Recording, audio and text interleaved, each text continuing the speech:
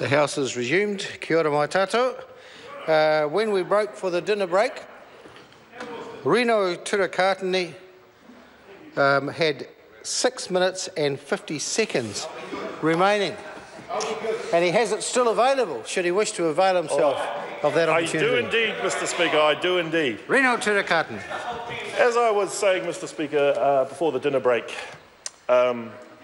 the tourism industry has identified the actual benefits from actually lowering or having no travel taxes imposed, and they've been working very closely with our Australian counterparts.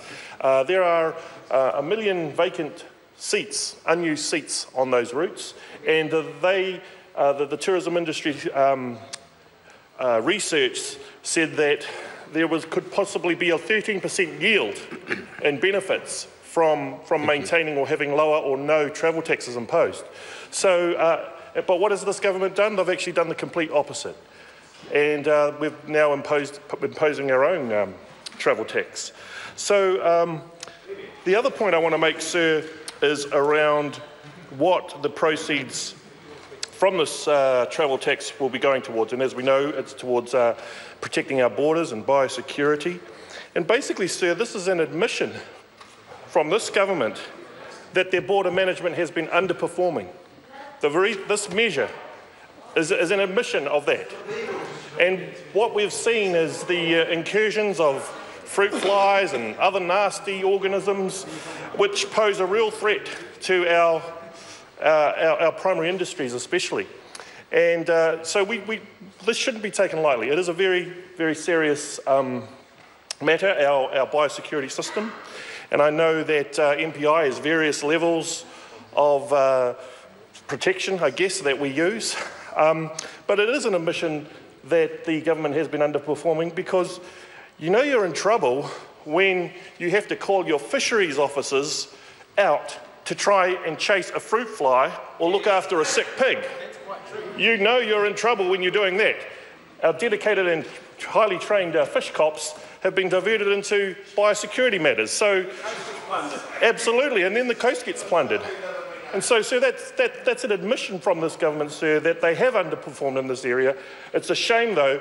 The Crown has funded our biosecurity systems and our services, and it should continue to do so. There is no need. It's hurting our tourism industry, and it remains to be seen whether there is a reduction in visitor numbers as a result of the imposition of this tax. The other point now I want to move on to, sir, is back to the Joint Border Management System, the JBMS. That's right, sir.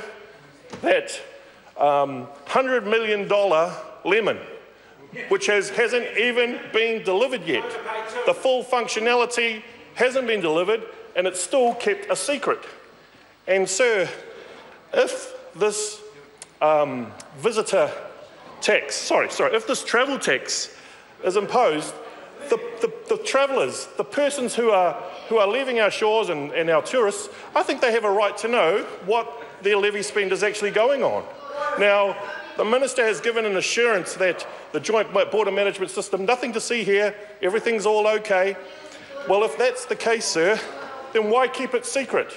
I believe that if Kiwis are paying this tax, which is there to protect our borders, and there's a joint system that's cost $100 million, then Kiwis need to know what they're paying for. There's been a failure to deliver on the JBMS. Cargo users of the JBMS, there's a user pays, and they know what they're paying for. Well, what is the passenger component? What is the passenger component of the JBMS? Excuse me. What is that passenger component? Because we need travellers have a right to know. They do have a right to know. If they're paying a levy for greater enhanced, sophisticated risk analysis of their movements, well then it's very fair that the public of New Zealand, especially who have paid over $100 million so far, they have a right to know what they're actually getting. So enlighten us, Minister. Enlighten the country as to what it is, because what are the risk and intelligence tools that JBMS is delivering? We want to know because they still haven't been delivered yet. 3 years too late, still haven't been delivered. We've been told that it's going to be December this year, the delivery date, but now it's getting put back. We're getting signals that it can be put back again. So that is the JBMS system, sir. It actually is the engine room, or supposed to be the computer systems, which is joined up between MPI and customs. And so all of the passenger screenings and biosecurity and risk analysis is driven by the JBMS system. And so if Levy, the travel tax is going towards that, then we need to know what the passenger component is. And hopefully the Minister will enlighten us later on, because that is a very serious issue of public interest, given the huge price tag on this system, which no one seems to know what it's doing, and you never hear anything about it.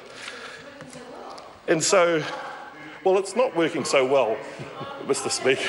If it was working so well, why are you keeping it secret? Why are you keeping it secret, Minister? Well, no, this Minister has been